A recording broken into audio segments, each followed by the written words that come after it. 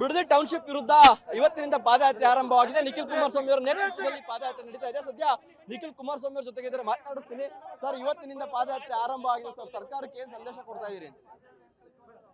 ಇವತ್ತಿನ ದಿನ ಈ ಪಾದಯಾತ್ರೆಯನ್ನ ಹಮ್ಮಿಕೊಂಡಿರುವಂಥದ್ದು ಯಾವುದೇ ಒಂದು ರಾಜಕೀಯದ ಲಾಭ ನಷ್ಟದ ಒಂದು ಲೆಕ್ಕಾಚಾರದಿಂದ ಅಲ್ಲ.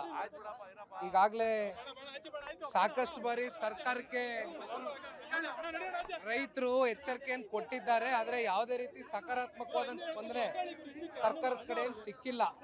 ಆ ನಿಟ್ಟಿನಲ್ಲಿ ಇವತ್ತು ರೈತರ ಜೊತೆಯಲ್ಲಿ ವಿಧಾನಸೌಧಕ್ಕೆ ಹೋಗಿ ಮುತ್ತಿಗೆಯನ್ನು ಹಾಕುವ ಮೂಲಕ ರಾಜ್ಯ ಸರ್ಕಾರದ ಮಾನ್ಯ ಮುಖ್ಯಮಂತ್ರಿಗಳಿಗೂ ಕೂಡ ಪ್ರಶ್ನೆ ಮಾಡುವಂತದ್ದಾಗಬೇಕಾಗಿದೆ. ಆ ನಿಟ್ಟಿನಲ್ಲಿ 3 ದಿನಗಳ ಕಾಲ ಫ್ರೀಡಂ ಪಾರ್ಕ್ ವರೆಗೂ ಈ ಪಾದಯಾತ್ರೆ ನಂಬ್ಕೊಂಡಿದ್ದೀವಿ. ಈಗಾಗಲೇ ಭರ್ಜರಿ ಆರಂಭ ಸಿಕ್ಕಿದೆ. ಕುಮಾರಸ್ವಾಮಿ ಅವರು ವಿಪಕ್ಷ ನಾಯಕರು ಕೂಡ ಬಂದು ಚಾಲನೆ ಕೊಟ್ಟಿದ್ದಾರೆ. ಸರ್, ಮುಂದೆ ಯಾವ ಸಾಗುತ್ತೆ? ಮೊದಲನೇ ದಿನ ಎಷ್ಟು ಕಿಲೋಮೀಟರ್, ಎರಡನೇ ದಿನ ಯಾವ ರೀತಿ ವ್ಯವಸ್ಥೆ ಇದೆ ಅಂತ?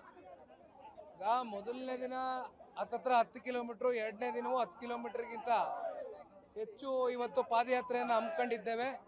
ಹಾಗಾಗಿ ಇವತ್ತು ಈ ಪಾದಯಾತ್ರೆ ಅಂತಿಮವಾಗಿ ಒಂದು ತಾರ್ಕಿಕ ಹಂತಕ್ಕೆ ತಗೊಂಡು ಹೋಗ್ತಕ್ಕಂಥದ್ದಕ್ಕೆ ಒಂದ್ ಕಡೆ ಕಾನೂನಿನ ಹೋರಾಟ, ಜೊತೆಯಲ್ಲಿ ರೈತ ಪರವಾದಂಥ ಚಳುವಳಿಗೆ ನಿಲ್ತಕ್ಕಂಥದ್ದು ಪಕ್ಷದ ಒಂದು ಕರ್ತವ್ಯವೂ ಇದೆ. ಹಾಗಾಗಿ ರೈತರ ಜೊತೆ ನಿಂತಿದ್ದೇವೆ ಗಟ್ಟಿ ನಿಲುವಿಂದ.